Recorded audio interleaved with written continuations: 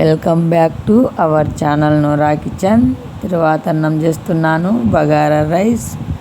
చాలా బాగుంటుంది, చాలా సింపుల్గా తయారైపోతుంది. వీడియో నచ్చితే లైక్ చేయండి. ఫస్ట్ టైం నా ఛానల్ చూస్తున్నట్టయితే సబ్స్క్రైబ్ చేయండి. ఇండియా దుబాయ్ వీడియోలు వచ్చాయి చూడండి. చాలా అంటే చాలా టేస్టీగా ఉంటుంది. ఈ రైస్ తయారీ విధానం చూద్దాం.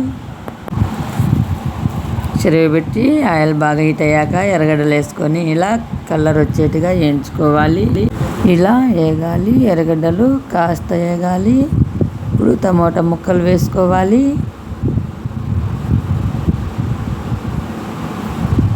చూడండి, ఈ టమోటా అల్లం తెల్లగడ్డ పేస్ట్ వేసుకోవాలి.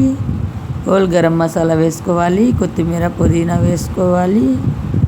పచ్చిమిర్చి వేసుకోవాలి. పచ్చిమిరపకాయలు, నెయ్యి వేసుకోవాలి.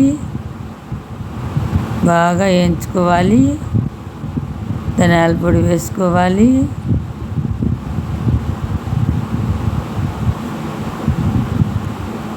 చెక్క లవంగ పొడి వేసుకోవాలి. కారపొడి వేసుకోవాలి తగినంత. ఇలా బాగా వేయించుకొని హోల్ గరం మసాలా, కొబ్బరి పేస్ట్ వేసుకోవాలి. కచ్చా పచ్చగా మెదిగిన కొబ్బరి పేస్ట్ వేసుకోవాలి. ఇలా పచ్చి వాసన వేటిగా వేయించుకోవాలి.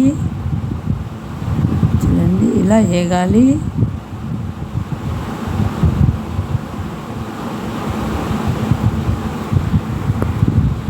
రైస్కు సరిపడా ఎసురు నీళ్ళు వేసుకోవాలి. రైస్కు సరిపడా కల్లుప్పు వేసుకోవాలి. ఇలా ఎసురు ఉడికినాక శుభ్రంగా నానబెట్టుకొని కడిగిన బియ్యం వేసుకోవాలి.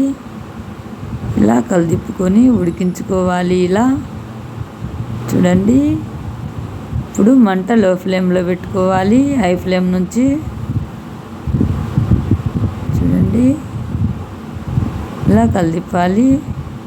కాస్త ఆవిటిల్తే తయారైపోతుంది. మంచి స్మెల్ వస్తుంది. చాలా టేస్టీగా ఉంటుంది ఈ బగారా రైస్. చూడండి,